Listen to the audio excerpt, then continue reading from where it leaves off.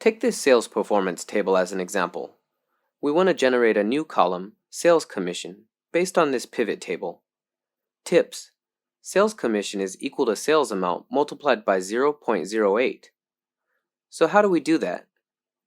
First, we click the Options tab and the Fields Items drop-down button. Select Calculated Fields, then the Insert Calculated Field dialog will pop up.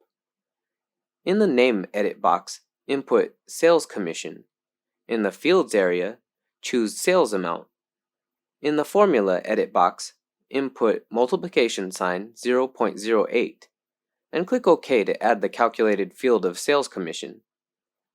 If we want to delete the sales commission calculated field, select any cell under that field. Right-click to pop up the shortcut menu and select the Remove Sum of Sales Commission option. Did you get it?